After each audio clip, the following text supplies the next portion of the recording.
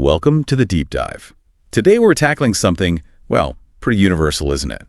That bit of social anxiety, maybe even dread, that creeps in around small talk. Oh, absolutely. Especially, when you're at some event, maybe a party, maybe work-related, and you're suddenly standing next to a complete stranger. Exactly. And the silence just hangs there. It gets heavy, right? And your brain just stalls. Yeah, totally freezes up. You're desperately trying to think of something, anything to say. And usually what comes out is, well, pretty standard stuff. Because that fear of saying the wrong thing or just being awkward, it's huge. It really is. So today we're diving into small talk, but from a really interesting angle based on our sources. It's not just one skill. No, definitely not. That's what's so good about this framework. It frames it as a two-tiered communication system. Think of it like a journey. You start with basic survival, just getting through it, and then you move towards, well, genuine connection. I love that split. Because the goal changes, doesn't it? What you're trying to achieve in those first few moments versus later on, it's completely different. It's not just like, here are 5 questions. It's strategic. Precisely. And the sources use language from language learning theory, the CEFR levels. A2, B1, and C1. We should probably clarify that quickly. Good idea. So A2, B1 level, think of that as being functionally competent. You can handle the basics, get your point across, manage everyday social stuff. In small talk terms, it's survival mode, right? Exchanging facts, not being totally awkward. It's the mechanics. Exactly. The bare minimum to function. And then C1. That's the next level up. That's the source calls conversational artistry. Yeah. That's where the magic happens, you could say. It's not just talking, it's connecting. It's nuance, understanding the deeper currents in a conversation, building real rapport. And our mission today, for you listening, is to give you the tools for both levels. So following that 2-level idea, let's kick off with part 1. This is the foundation, the A2B1 stuff. We're calling it the Small Talk Survival Kit. Okay, the survival kit, level 1. The main goal here is, first and foremost, reducing that anxiety, getting you functionally competent. It's just being able to start a chat, keep it going for a bit, fill the silence so nobody feels that awful panic. It's like a linguistic life raft, isn't it? Gets you through those first maybe 5 critical minutes. It's the bedrock, the panic button stopper. Gives you a safe, reliable script almost. But, and this is the key point, if you only have the survival kit. Well, you survive. But it's functional, maybe a bit robotic, definitely not memorable. Exactly. Functional, but let's be honest, potentially boring. Which leads us perfectly to the pivot point, moving beyond survival. This is where we shift gears. We go from the basics to what the sources call C1 level conversational artistry. And notice the objective shifts completely here. Level 1 was survival filling silence. Level 2. It's about thriving, not just surviving, building actual rapport, finding that little spark of interest, having a chat that's actually, enjoyable, maybe even leads somewhere. That difference in objective is crucial, isn't it? A2B1 is about passing time, avoiding awkwardness. C1 is actively looking for connection, for insight, aiming for something more meaningful. So for you listening, the plan is, first, get that survival kit nailed down, those reliable, low-risk tools to kill the anxiety. And second, upgrade your whole approach. Learn to navigate the social dance with a bit more grace, more purpose. Turn those surface chats into real bridges. Sounds like a plan for a much better social life, hopefully, where meeting new people isn't something you dread. Okay, let's get into it. Part 1, the survival kit, building that foundation. All right, level 1 starts the second you need to say something. You need an opener. But the absolute priority here is safety. Eliminate risk. Yeah, you need something low stakes, something that doesn't feel intrusive or put the other person on the spot. Think of it as a kind of pre-approved script. We're sacrificing dazzling originality here for sheer reliability. Because trying to be clever under pressure almost always backfires. You need topics that are safe zones in pretty much any situation. And the sources lay out the big 3. These are your go-to super safe options, your linguistic life rafts. Number 1, work. Number 2, the weekend. And number 3, the immediate environment or, the weather. Let's unpack why these are so safe. What makes them work? Well, they tap into shared surface level stuff, don't they? Nearly everyone has some kind of work or way they spend their time. Everyone lives through the weekend. And everyone's physically in the same place, experiencing the same room, the same terrible canapes, the same weather. Exactly. It's universal, non-threatening. Easy to answer without revealing anything too personal. That low risk factor is everything at this stage. And just as important as what you don't ask, right? Level 1 means steering clear of the big, heavy stuff. Oh, absolutely. No politics, no deep personal health questions, no asking about money, no intense religious debates. Just don't go there. Why not? Seems obvious, but what's the reasoning? Because those topics demand vulnerability. They require trust, maybe prior knowledge, emotional energy. Asking a stranger about their deepest political fears isn't small talk. It's an ambush. Creates instant pressure, potential conflict. Level 1 is all about comfort first. Connection comes later. So sticking with the big three, your actual lines are simple, formulaic even, for work. So what do? Classic, direct, totally normal, gets the ball rolling. You're asking for a label, basically. Safe data. For the weekend, maybe, did you have a good weekend? Or if it's, say, Thursday or Friday. Any exciting plans for the weekend coming up? Again, you're asking about logistics, plans, low commitment required in the answer. And if work and weekend feel weird or you've used them, just comment on the immediate surroundings, the shared context. This is a great venue, isn't it? Or, wow, it's really busy in here tonight. Simple observation. Doesn't require deep thought to answer. These are your openers, your safe place to just get things started without any stress. #tag 4, the non-negotiable reciprocal loop. Okay, success. You've asked a safe question. How was your weekend? They answer, it was good, thanks. Relaxing. And then silence. Ah, the dead zone. This is where it so often dies, isn't it? The ball's just lying there. 90% of basic chats probably fizzle out right here. Why does it stall? What's going wrong? Usually the person who just got the answer forgets their next line in the social script. And this is where the sources hammer home the single most vital rule of level 1 small talk. Which is? The answer and return principle. Think of it like conversational tennis. They hit the ball to you, asked a question, you hit it back, answered, but then you must hit it back over the net again. Ask them the same or a related question. If you just answer and stop, what signal does that send? It basically signals disinterest, or worse, it puts all the pressure back on them to keep the conversation going, to invent a whole new topic from scratch. It feels like a subtle rejection. Yeah, I can see that. It breaks the flow. The sources see level 1 as very transactional, don't they? An exchange. Absolutely. You take info, there's their answer. You have to give something back. Ask them. If you break that transaction, the engine just cuts out. So let's replay that. They asked, what do? You don't just say, I'm a teacher.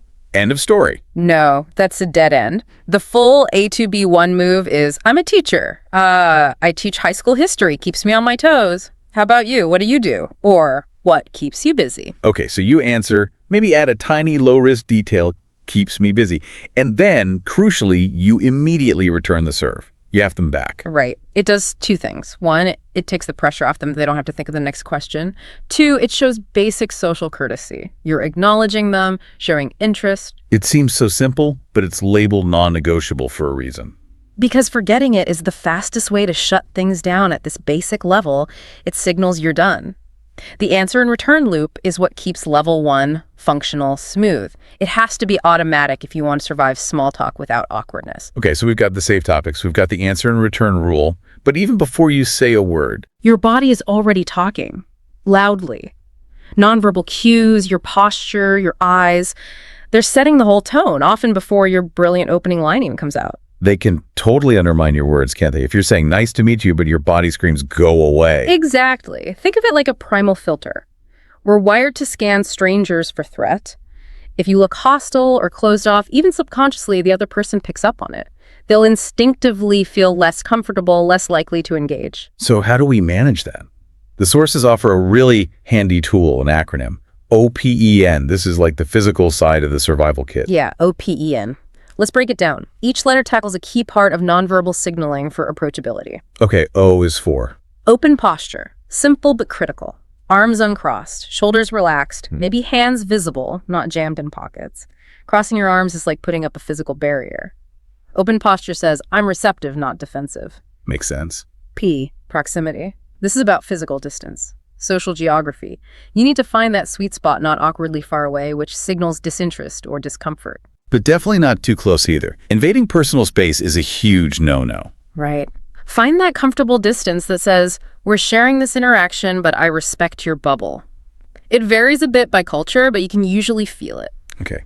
E stands for? Eye contact. Super important for showing engagement and respect, but it needs to be the right kind of eye contact. Not a creepy stare down. Definitely not. That feels aggressive, like a challenge. It should be friendly, intermittent, look at them when they're talking, maybe glance away briefly when you're gathering your thoughts or speaking yourself. It's a natural rhythm. Okay, open posture, proximity, eye contact. What's N? Nodding. These subtle, nonverbal, While they're speaking, occasional small nods show you're listening, processing, and encouraging them to continue. It's constant positive reinforcement without interrupting. So, putting it all together. OPEN, open posture, sensible proximity, friendly eye contact, and gentle nodding. Exactly. It creates this nonverbal message. I'm safe, I'm friendly, I'm listening. It makes your actual words much more likely to land well. It builds that initial sliver of trust. Right, so that wraps up part 1. You've got the complete survival kit now, the big 3 safe topics, the essential answer and return loop, and the open body language. With those tools, you can definitely handle those initial encounters. You can get through them without panic. Functional competence achieved. Functional, clear, low stress. Yep, gets you through the door, won't crash and burn, but let's be real. It's a bit boring, isn't it, if that's all you do? It absolutely is. Reliable, but forgettable. And that's the perfect transition. This is the pivot point. We're moving beyond just surviving. We're leaving the formula behind. Exactly. To get to C1, to that conversational artistry, the sources say we need a fundamental shift in our goal. We're no longer just filling silence. We're actively trying to find connection. This is where the real game begins. Okay, shifting to C1.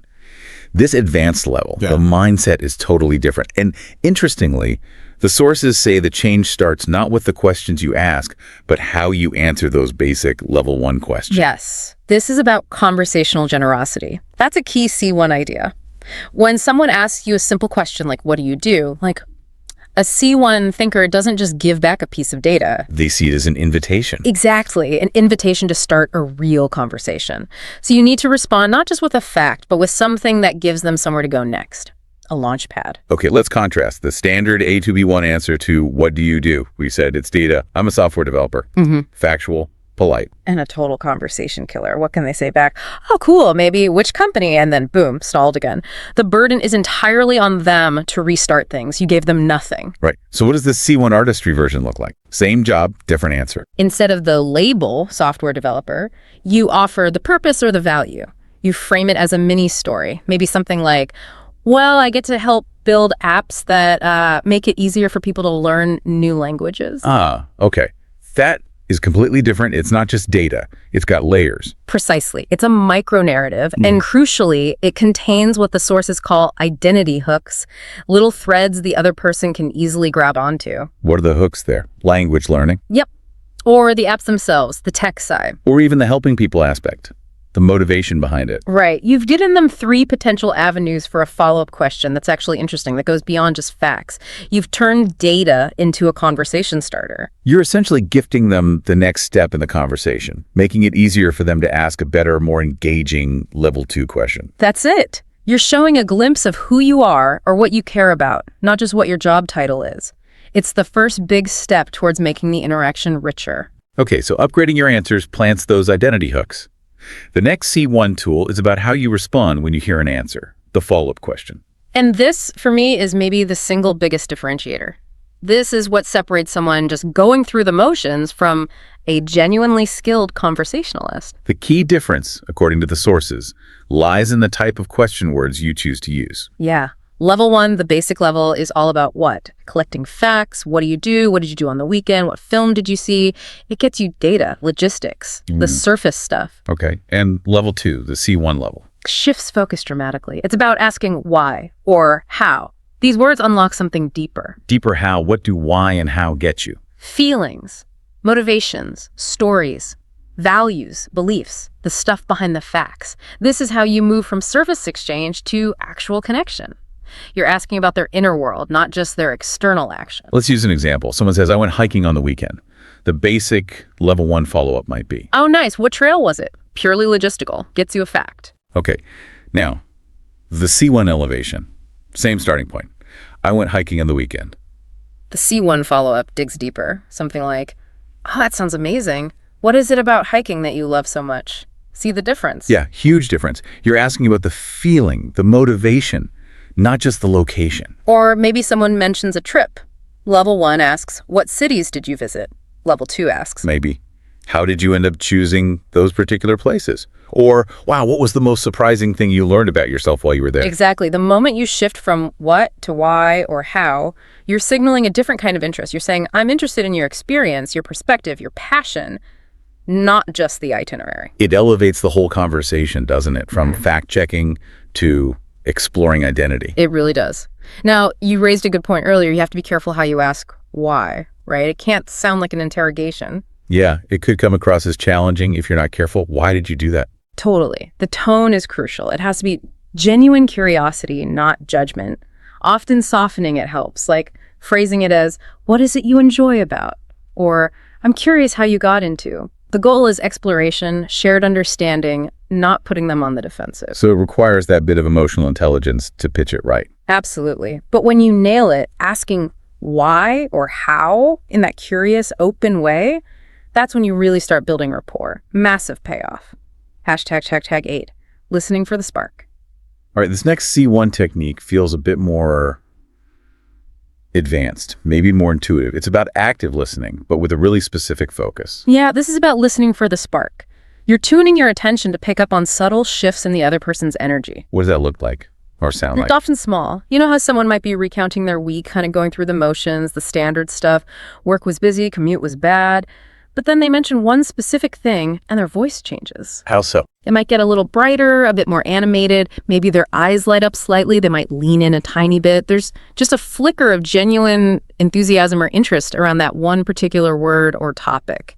That's the spark. So it's about filtering out the conversational noise, the routine complaints, the obligations. And zooming in on the signal, the thing that actually lights them up, even briefly. The passion, the hobby, the thing they genuinely care about. Can you give us an example, like in a typical conversation? Okay, imagine someone says, yeah, it was a long week. Deadlines, traffic was awful, kids were playing up, but I did manage to get an hour in on Saturday working on my pottery, which was honestly the highlight. Right, so the noise is the work, traffic, kids. The potential spark is the pottery. Now, the average, maybe level 1 listener might just respond to the noise. Yeah, long weeks are the worst. Traffic was bad for me too. okay, relatable, but doesn't really move the conversation forward in a meaningful way. Exactly. It's a missed opportunity, the C1 move. Ignore the routine complaints, gently, of course, and dive straight for the spark with genuine curiosity. So you say something like, Pottery. Wow, that sounds fascinating. Tell me more about that. How did you first get into it? Or what kind of things are you working on right now? I see. That response does something powerful, doesn't it? Yeah. It validates their passion. Totally. You're basically saying, I heard everything you said, but that part, the pottery part, that sounded really interesting. Let's talk about that. You're reflecting back their own enthusiasm. It shows you are really listening, not just waiting to talk. Yeah. And that you care about what genuinely matters to them. Precisely. It's one of the fastest ways to build connection because you make them feel seen and understood on a deeper level. You focused on their joy, their interest. That builds instant trust and warmth. It's about identifying and amplifying their energy. That's a great way to put it. Find the spark, fan the flame. #99. Executing the graceful exit. Okay, we've learned how to start strong with the survival kit and how to deepen the connection using C1 techniques like upgraded answers, why-how questions, and listening for the spark. But eventually the conversation has to end. And how you end it matters a lot. You can have a fantastic conversation, build real rapport, and then ruin it with a clumsy, awkward exit. Like just sort of shuffling away towards the drinks table. Abrupt. Well, gotta go. They leaves a bad taste. The C1 approach, according to the sources, treats the exit with the same care as the opening. It should be deliberate, positive, and leave the door open. So not just escaping, but concluding gracefully. Is there a structure to it? Yes, there's a clear 3-part structure they recommend for a smooth C1 exit. Okay, part 1. Positive summary. You briefly validate the conversation itself. Affirm that you enjoyed it, that it was worthwhile. Something like, well, this has been really great talking to you. Cements the positive feeling. Okay, part 2. Reference a specific point. This is crucial. Briefly mention something specific they said that interested you. The pottery, the hiking trail, the language app. It proves you were engaged right to the end. Shows you it actually absorbed what they said. It wasn't just in one ear and out the other. Exactly. It makes the compliment in part 1 feel much more genuine. And part 3. A clear, low-key reason for leaving. Doesn't have to be dramatic. Just a simple, plausible reason why you need to move on now.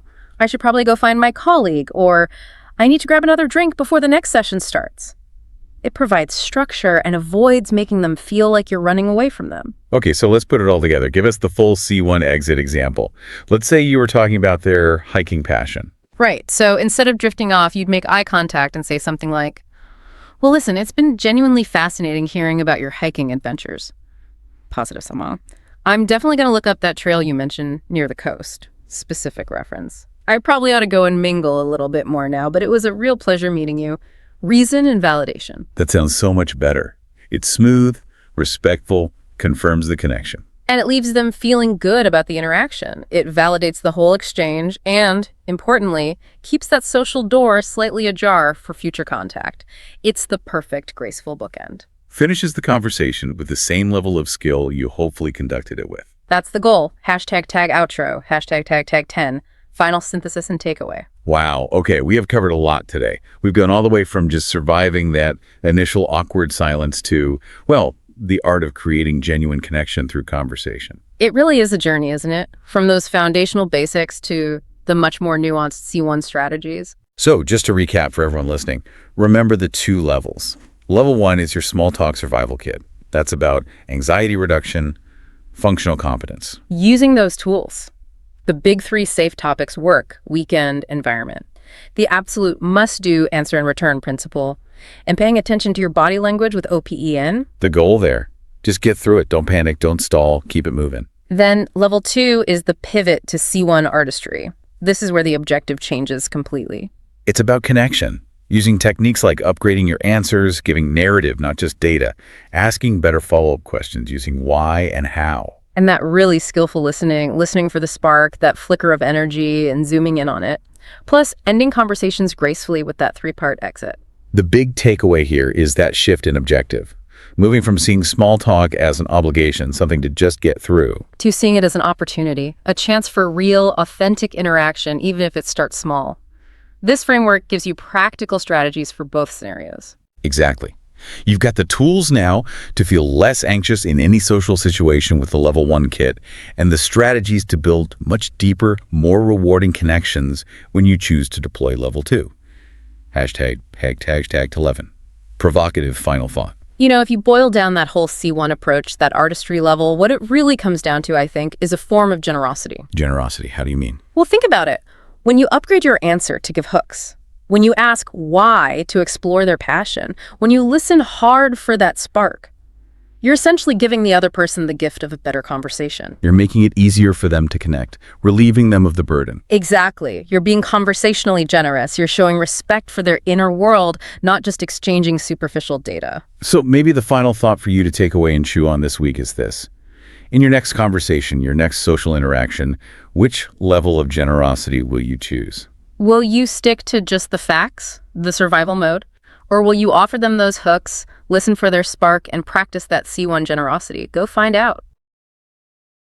Welcome back to the Deep Dive, where we take those really advanced strategies, the kind that can feel a bit much, maybe overwhelming, and we really try to distill them down into clear, actionable insights for you. Things you can actually use. Exactly.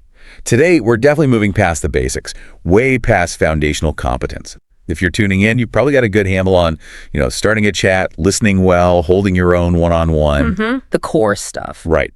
But that true social mastery, what we're calling C1 level skills, well, that demands a bit more. A lot more, sometimes. Yeah, we're looking at those moments that make even really confident people hesitate, walking into a group that's already talking. Oh, that's a big one. Or recovering when you say something awkward, that graceful save. And moving beyond just asking questions into, real narrative connection. Storytelling. Powerful structured narrative. Okay. That's the peak. Okay, let's unpack this. We're talking about shifting from just sort of surviving social stuff to actually becoming a conversational conductor, someone who's proactively shaping the vibe, positively. That's absolutely the core mission today. This deep dive is laser focused on those C1 strategies. And the big idea, the thing we really need to grasp, is this fundamental shift in mindset. Okay.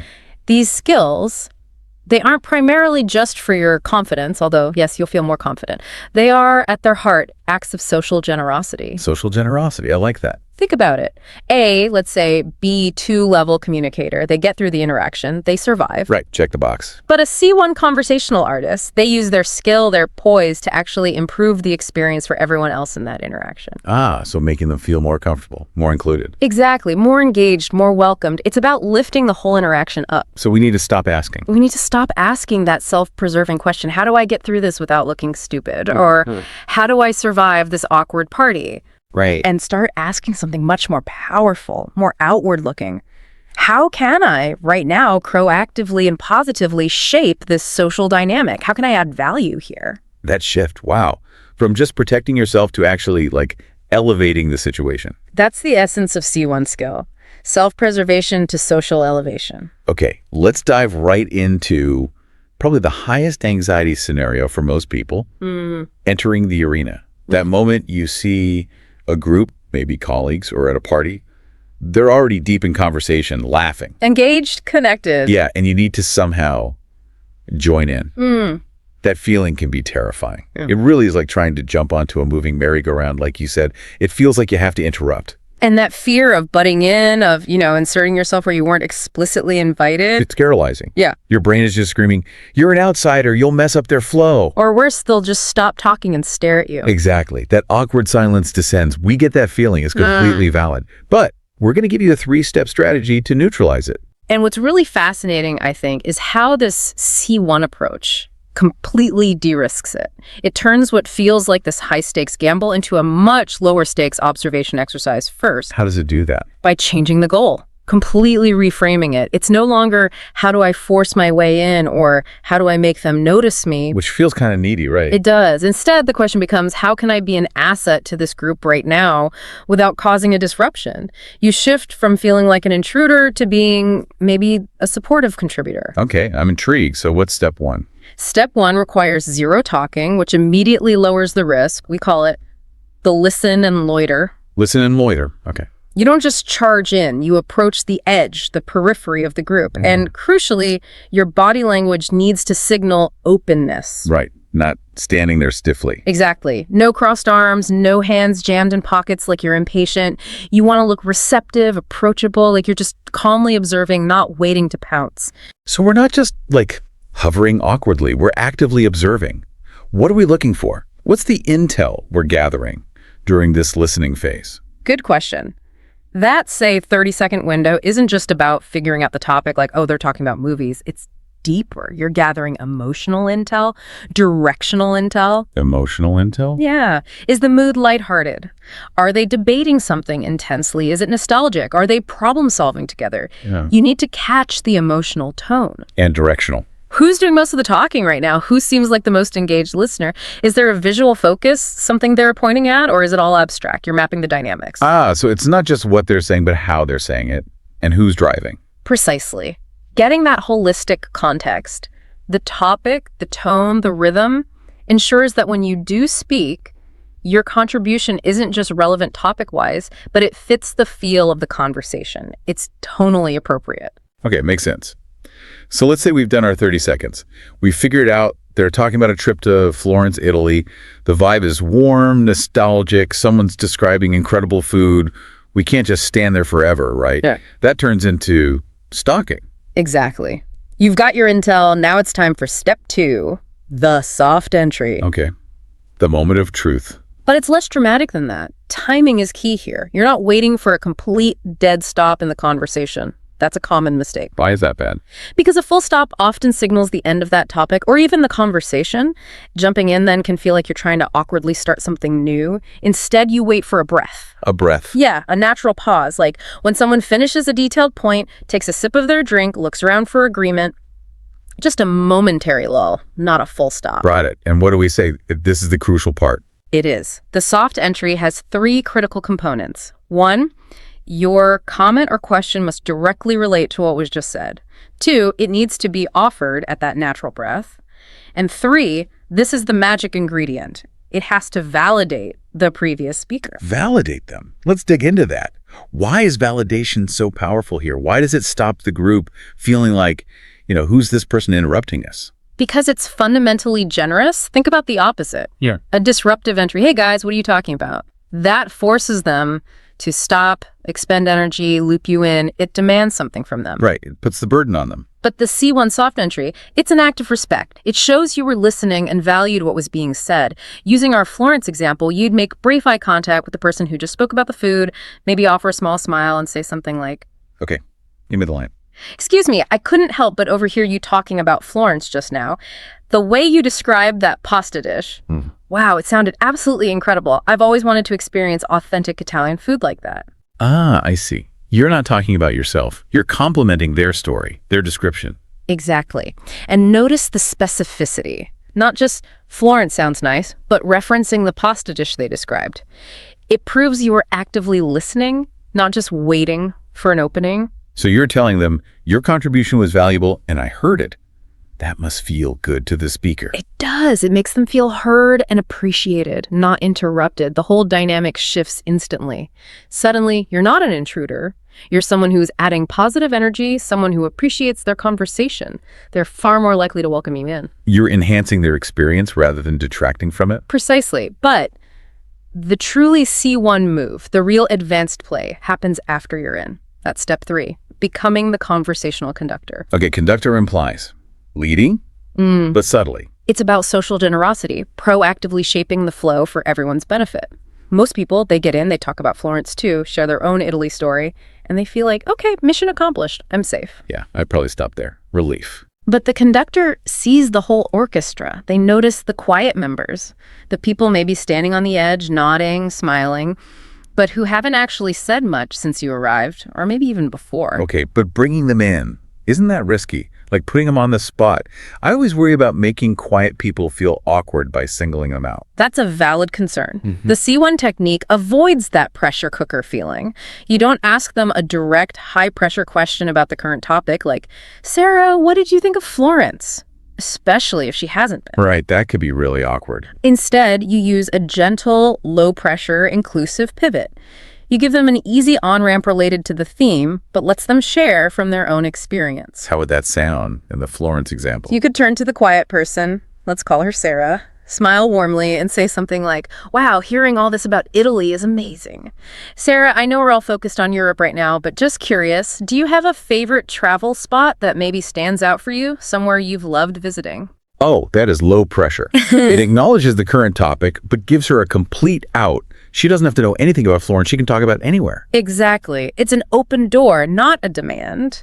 It invites her to share something personal and relevant on her own terms. And what have you just done? Well, I've included someone, made them feel seen. Yes. You, the person who just joined, have instantly demonstrated value beyond just adding your own voice. You've actively improved the group dynamic by making space for someone else. You've shown social awareness and generosity. Wow. So the whole process. Yeah. You go from being this anxious person on the outside, just hoping to get in, to becoming this valuable contributor who's actually making the conversation better and more inclusive for everyone. That's the reframing from self-preservation, how do I get in, Yeah. to social elevation, how do I make this interaction better for all of us? That's the C1 approach to group entry. Okay, so we've navigated the entry. Smooth sailing, right? Well, not always.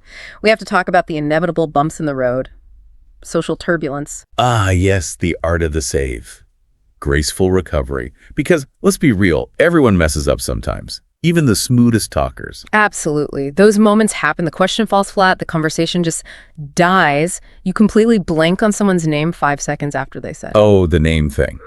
The worst. Or you say something that just comes out totally wrong. And that physical reaction is instant, isn't it? That jolt of panic. Totally. Your mind just goes poof, completely blank. You might feel yourself blushing, you just stare. Yeah. You desperately wish the floor would just swallow you whole. It's a visceral response. So the C1 approach isn't about avoiding those moments because honestly you can't. It's about handling them head on with poise, with grace, and sometimes, yeah, with a little bit of well-placed humor. So the goal isn't perfection, it's poised imperfection. Exactly. It's demonstrating resilience, showing you can handle turbulence without losing your cool. Your reaction to the slip-up says more about your confidence than the slip-up itself. You actually use the mistake to showcase high emotional intelligence. Okay, let's tackle the big one first. Forgetting a name. You were just introduced, maybe you shook hands, and poof, it's gone. What's the biggest mistake people make here? The biggest mistake is pretending. Trying to fake it, calling them buddy or pal, or just awkwardly avoiding using their name altogether. Guilty. I've done that. It creates this weird tension, doesn't it? It does. It creates this unspoken awkwardness that just grows. The C1 solution is to own the human moment, but do it with confidence. How? Without sounding like a total flake, especially if it's like a work thing. You use what we call the magic phrase, delivered with the right tone. You make eye contact, offer a genuine, perhaps slightly apologetic smile, and you say it clearly. I'm so sorry, I've just had one of those moments and your name has completely slipped my mind. Could you remind me? Okay, slipped my mind. That sounds less incompetent than I forgot. Right. It frames it as a momentary lapse, not a fundamental flaw. And the key is the delivery. Apologetic for the inconvenience, but confident in the asking. You're not groveling or panicking. You're calmly addressing a small, common human error. And why does that work so well? Because it's relatable. Almost everyone has experienced this. When you own it calmly, they usually feel a sense of relief, maybe even empathy. They're typically happy to help you out. It reframes it instantly as a shared human thing, not your personal failing. That makes sense. It lowers the pressure immediately. But what about right after they tell you their name again? How do you lock it in this time? Avoid repeating the mistake 5 minutes later. Crucial follow-up, the C1 aftercare. As soon as they say their name, let's say it's Michael, you immediately use it sincerely in your very next sentence. Like how? Like, thank you, Michael. Gosh, that happens to me sometimes. So, Michael, you were just saying something about the quarterly report. Immediate reinforcement. Yes, use it right away. Then try to find one more natural opportunity to use it again within the next minute or so. That double exposure really helps cement it, and it shows you were paying attention this time. You move past the stumble with integrity. That's a great micro technique. Okay, next scenario. The conversation just grinds to a halt. You've talked a topic to death, the energy drains, and boom, awkward silence. The conversational dead end, we've all been there. The tool here is the reset question. Reset question, okay. It's designed to pivot the conversation gently but decisively away from that conversational brick wall you just hit. It needs to be slightly broader than the topic you were just on, acknowledging it, but opening things up. So not a total non sequitur. Right. For example, say you were dissecting every single detail of a specific TV show, and you've literally run out of things to say. The reset question acts like a lifeline. Give me an example. You could bridge with something like, well, I think we've covered every possible angle of that show, but speaking of things that really grab your attention, what's the best thing? Could be anything. A movie, a book, another series you've watched or read lately. I see. Speaking of things that grab your attention, it links back, but then it throws the door wide open. It's not jarring. Exactly. It maintains a thread, things we watch engage with, but vastly expands the field. It gives the other person a whole new range of options to respond with, taking the pressure off, finding one more thing to say about the old topic. Yeah. It injects fresh energy. It's a lifeline, like you said. Okay, third recovery situation. Yeah. You say something that just lands wrong. Mm-hmm. It sounds clumsy. Or maybe it was a thought that seemed brilliant in your head but came out as total gibberish. I definitely know this feeling. Oh, yeah. That moment where you hear the words coming out of your own mouth and you're thinking, wait, what? You feel yourself start to stumble or backtrack. It digs the hole deeper. Precisely. The C1 tool here is light, confident self-deprecation. Keyword, confident. You don't get flustered or defensive. You pause, maybe give a wry smile or a small self-aware chuckle, and you just own it. How? What do you say? Something simple and disarming, like, whoops, that made a lot more sense in my head. Let me try rephrasing that. Or maybe, okay, clearly haven't had enough coffee yet. Let me back up. Or even, well, I think I tangled myself up in that analogy. What I meant to say was... Okay, that feels much less panicky. Right. It completely disarms the situation. Why? 2 reasons. First, it shows humility and a sense of humor. You're not pretending to be perfect. Which makes you seem more human, more relatable. Exactly. And second, by handling the stumble with confidence, not panic, you demonstrate resilience. You show you can hit a bump and just keep driving smoothly. That underlying confidence is incredibly appealing and actually makes you seem more poised than someone desperately trying to hide any flaw. It really does drive home that point again. The art of the save isn't about hiding mistakes. It's about using those inevitable mistakes to showcase poise, humanity, and unflappability. You show you can handle the social turbulence without letting it derail you. And that is a core C1 skill. Mm-hmm. Right. We've learned how to enter gracefully, how to recover with poise.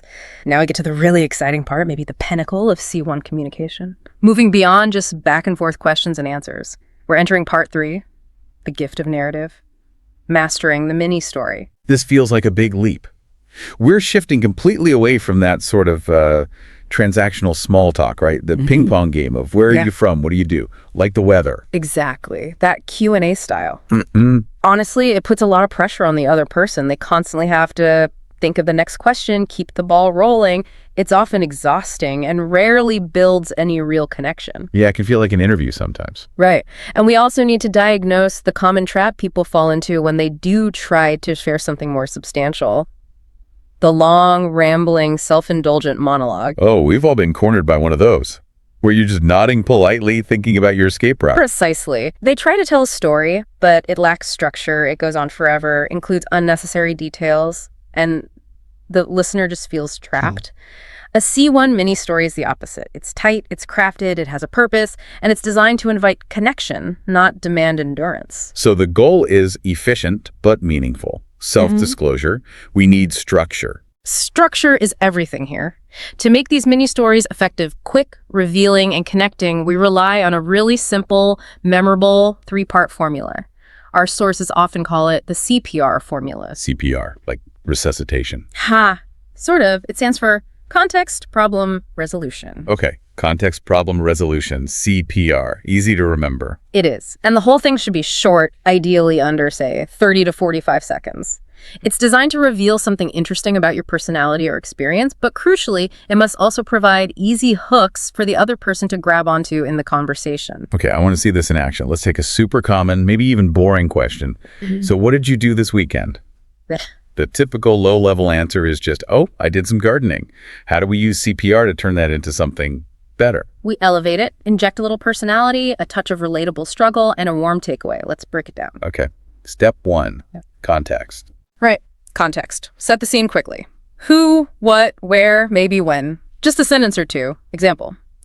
Well, I was finally trying to tackle my garden on Saturday morning, hoping to get some herbs planted before it gets too hot. Simple enough. Sets the stage. Now, problem. Problem. This is key. It introduces a little bit of conflict and obstacles, something that makes it a story and not just a statement.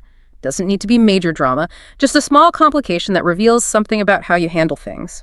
Example.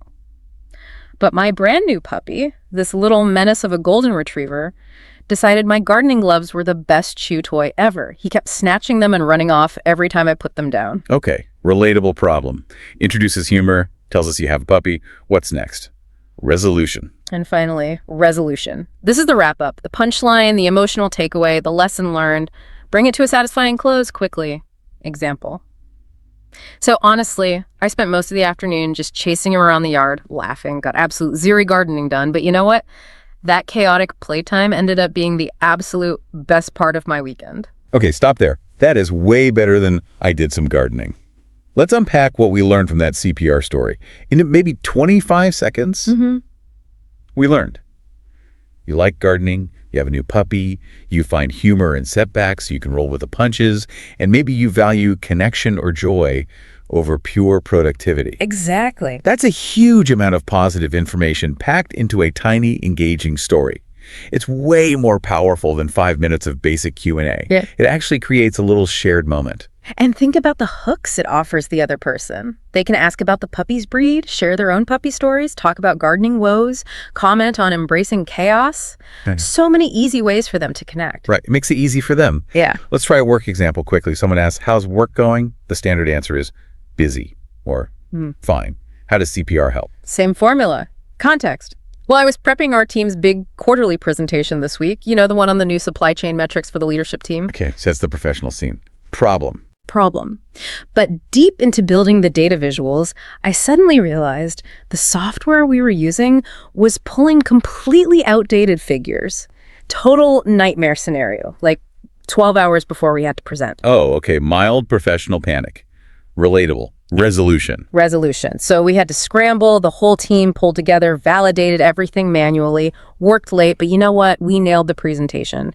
And honestly, going through that stressful crunch together, I think the team feels more bonded than ever. We caught the glitch, learned something important. Again, brilliant. It shows competence. You delivered. Resilience.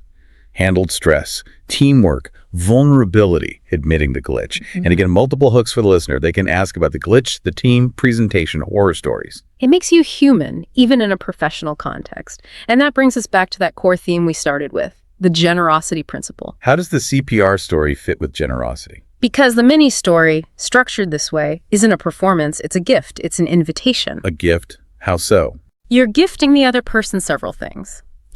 A little insight into who you are, an engaging moment instead of boring Q&A, and, crucially, those easy conversational doors to walk through. You're making it easy and pleasant for them to connect with you. That's the difference. A monologue is like, here's my stuff, deal with it. Yeah. A CPR story is like, here's a little something about me, and here's several comfortable ways you can respond if you'd like. You've nailed it. You lower the barrier for them. They don't feel obligated to perform conversational gymnastics to keep things going. You've offered them material. So the ultimate goal, the C1 mastery level. Is realizing that when you learn to craft these little narrative gifts, you stop making small talk, which feels like work, like filling silence. Instead, you start having real conversations. You create tiny, shared moments of genuine connection. And that feels good for everyone involved. Hashtag, tag, outro. Wow. Okay, so that really brings our journey full circle today, doesn't it? Yeah. We started with that gut-wrenching fear of just walking up to a group. That paralyzing feeling. And navigated through handling those inevitable awkward moments, like forgetting a name or saying the wrong thing. Finding the poise in the stumble. All the way to confidently sharing a well-structured, engaging, and actually quite humane mini story about, your puppy or a work challenge. It demonstrates that C1 conversational skill isn't just about sounding smooth. It's about building genuine confidence, yes, but it's fundamentally rooted in that idea of social generosity. Using your skills not just for yourself, but to make the whole interaction better for others. Exactly. Using poise to navigate the bumps, using narrative structure to invite connection, you become that person who adds value, who makes social settings more comfortable and engaging for everyone. A true asset. It really boils down to being intentional, doesn't it? Thinking about how you enter, how you recover, how you share. It's about proactively shaping the experience. Moving from reactive survival to proactive contribution. So as we wrap up this deep dive, let's leave you, our listener, with a final thought. Building directly on that powerful idea of the mini story as a gift.